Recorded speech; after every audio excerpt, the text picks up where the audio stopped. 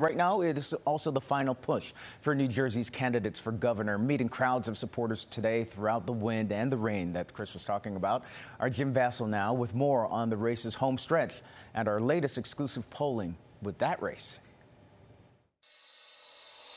It all comes down to this, one final weekend push from New Jersey gubernatorial hopefuls Mikie Sherrill and Jack Ciattarelli. Exclusive polling from Pix 11, Emerson College, and The Hill, debuting Thursday morning, showing a thin lead for Sherrill at just over 49%. Ciattarelli is closing the gap at a hair under 48%. Among voters' top issues heading into Election Day, jobs, inflation, and taxes. Polling also showing Sherrill is doing better among women, and Jack is doing better among men. Sherrill, the Democrat, making a campaign stop at Westfield Station with ally and former U.S. Transportation Secretary Pete Buttigieg, focusing on support for the Gateway Project that President Donald Trump has said has been terminated. There is only one candidate in the race for governor who is standing up for the commuters who count on these tunnels every day. I'm going to focus on serving the people of New Jersey.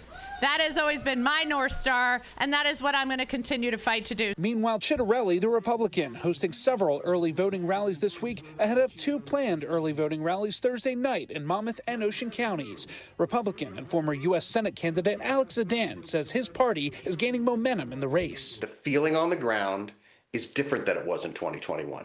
I was covering Jack in 2021. I saw those final days firsthand. The enthusiasm now is bigger.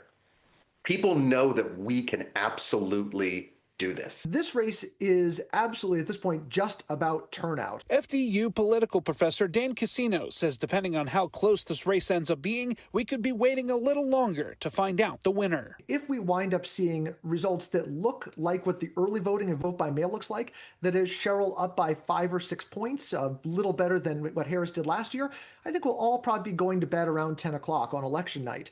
However, if it's closer than that and we're looking at 1 to 3 points in either direction, I'm not sure we're going to know really until Wednesday morning. For Pix 11 News, I'm Jim Vassell.